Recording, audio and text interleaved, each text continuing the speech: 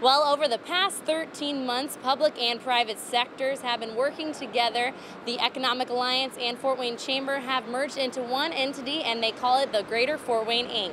Police say in cases like this, where there is a lot of evidence to be processed, it takes some time to link the crime to a person of interest. The morning after pill isn't available for everyone to purchase over counter. People under the age of 17 have to wait until May to buy the pill without a prescription. That is something the FDA can appeal, which is what Allen County Right to Life leaders hope will happen. Before the keeper even gets to the line, there's several gates they have to pass through. Each gate has its own specific padlock and several sets of keys. There's this gate, this door, and another gate before they enter the den. As a freshman, Montez Brooks went to Snyder High School. 2 years later, he transferred to Bishop Luers, where he became an outstanding athlete. This is the same vehicle in the picture that the hospital sent out, except for a few modifications. The spotlight here is painted black, and there's 2 cameras added to the rearview mirror. Police say a homeowner shot at an armed burglar this morning after he caught the man trying to break into this house on Emerson Avenue. 2 people escaped injury after this small aircraft came down at the Smithfield Airport in Fort Wayne. Imagine being woken up to the sound of a car crashing in front of your house and police surrounding the block. We hear from witnesses what they say about the incident tonight. Another employee of a financial institution tied up in her home. I'm News Channel 15's Madeline, and we'll find out what police want you to do. Religions outside of the Catholic faith are still paying close attention to the Pope's selection, and one local rabbi has a unique connection. We're here at the Bankers Life Fieldhouse in Indianapolis at the Boys State Championship Games. We're here because Concordia is making its first debut at the state championship game, and we're not the only ones who travel down here. Fans also came 2 hours to make the trip. One of the 5 projects is here at Smithfield Airport, where the building behind me is being turned into a terminal since Ivy Tech moved out. Despite the freezing temperatures, the thickness of the ice can be deceiving for those who enjoy ice skating. Hundreds of people filled the stadium here at Parkview Field today to show support for a campaign that wants to put an end to domestic violence.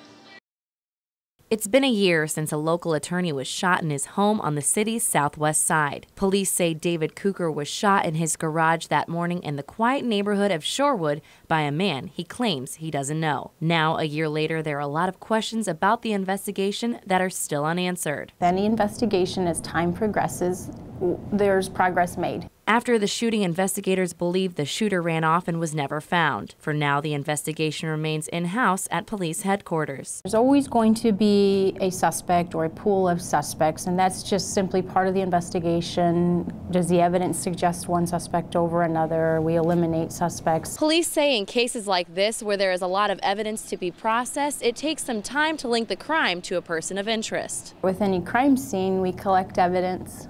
It's sent away, it's processed, and so that comes back to our investigators, and yes, that is information that they will use to continue to investigate the incident.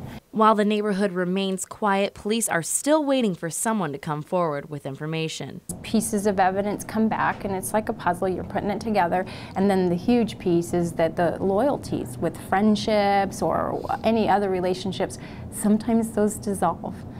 And those individuals do come forward. Although time has passed, police say they're hopeful they'll find the person or people responsible. As time progresses, the investigation only gets better.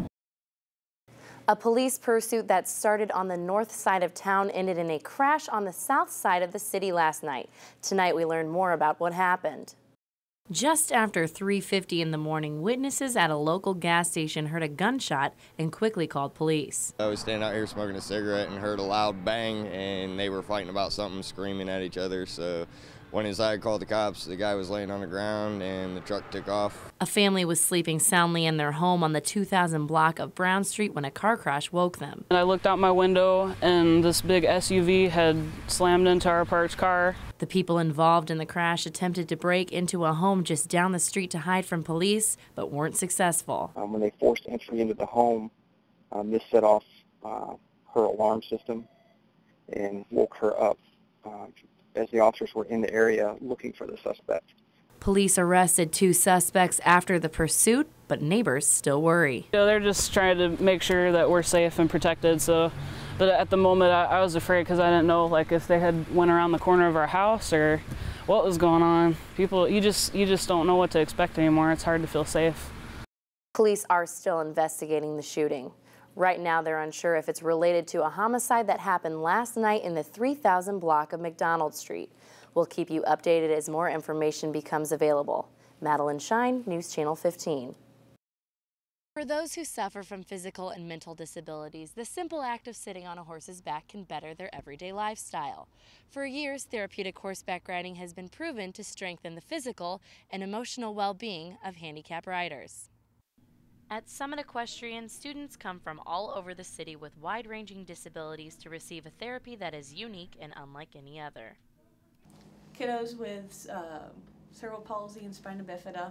We have riders with Down syndrome, brain injuries or spinal cord injuries, strokes and or MS, and all those challenges. So it's interesting because we can help people with really tight muscles to relax and kind of help limber up a little bit, and then we can help people with really low tone build their muscles. Students like Corey Brown with cerebral palsy see improvement with their muscles that may otherwise be immobile. His muscle tone is very limited, and it also helps with that muscle tone and strengthen, and he loves being around the horses.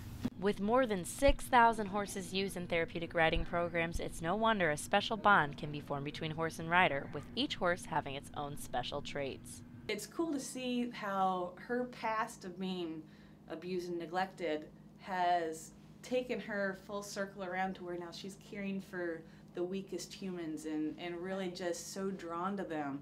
You know, she'll walk right up to a wheelchair and just put her head in their lap. So it's really cool to see what it's doing for them and what it's doing for the kids.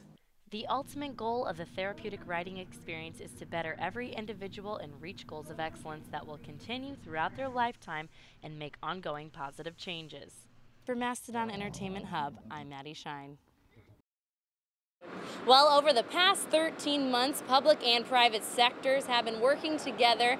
The Economic Alliance and Fort Wayne Chamber have merged into one entity, and they call it the Greater Fort Wayne, Inc. Several groups were represented in today's announcement, like City, County, Downtown Improvement District, and Parkview Health. Their goals include growing jobs, attracting talent, and doing more for a local economy with a common vision, instead of several different organizations working on their own. I asked Parkview President and CEO Mike Packnett what's the biggest difference folks in the community will see through this change. What we're really trying to focus on is alignment. Speaking with one voice, one purpose, one vision. And I hope what everyone sees is that we have much more laser focus going forward in the future. The CEO search is underway for the new organization, and they hope to choose him or her by the end of June, and they're still looking for a building. They've narrowed it down to 2 locations downtown, and as far as jobs, I'm told no one has lost their job with the Chamber or Alliance as part of the consolidation. It's just a way to get both organizations working towards the same goal. Reporting live from downtown, I'm Madeline Shine, News Channel 15. The emergency contraceptive known as the morning after pill or Plan B could soon be sold over the counter to everyone despite a person's age. Yesterday, a federal judge ordered the Food and Drug Administration to lift the age restrictions, but the FDA can still appeal that decision. Leaders at Allen County Right to Life hope the FDA will appeal. They say parents should be involved. We spoke to several people on this issue, and we'll have more on Nightcast. An improperly disposed cigarette started a house fire this afternoon. Officials were called to the 2300 block of Florida Drive around 3:30. The homeowner said she and her 2 daughters were inside when the fire started. They made it out safely and called 911. We'll have more information on this tonight. And here's a look at our 7-day forecast. Greg Schaup will have more after the game.